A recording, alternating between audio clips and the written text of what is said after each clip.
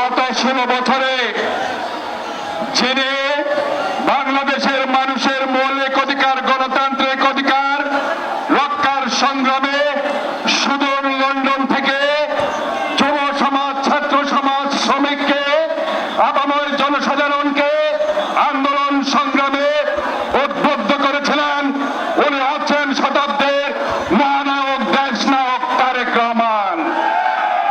আমরা বলতে চাই ইনশাআল্লাহ আগামীতে 2026-এর যে নির্বাচন হবে সেই নির্বাচনে 16 বছরে ওনার যে ত্যাগ স্বীকার উনি করেছে, মানুষের মৌলিক অধিকার, গণতান্ত্রিক অধিকার রক্ষার সংগ্রামে যেভাবে আন্দোলন সংগ্রামের নেতৃত্ব দিয়েছে, সর্বোপরি জুলাই আগস্টের যে বিপ্লব হয়েছে সেখানে ছাত্র জনতা, শ্রমিক, রাজনীতিবিদদের উদ্বুদ্ধ করেছে। আগামী 2026 সালের নির্বাচনে ধানের শীষে ভোট দিয়ে দেশ নায়ক তারেক রহমান খালেদা জিয়ার নেতৃত্বে বাংলাদেশ জাতীয়তাবাদী দল আবারও ইনশাআল্লাহ ক্ষমতায় আসবে। বিজয়ের মালা তারেক রহমানের গলায় বাংলাদেশের মানুষ দেওয়ার জন্য প্রস্তুত হয়ে আছে।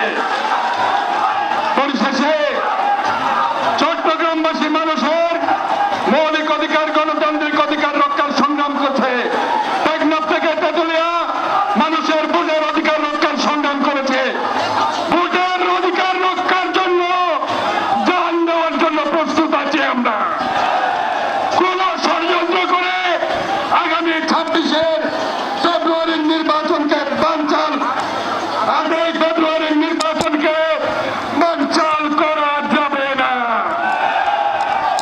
ষড়যন্ত্র হচ্ছে, চলছে, চোখ কান খোলা রাখুন, ঐক্যবদ্ধ থাকুন।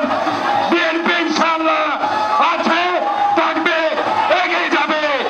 দেশনেত্রী বেগম খালেদা জিয়া তারেক রহমানের নেতৃত্বে অর্থনৈতিক সমৃদ্ধ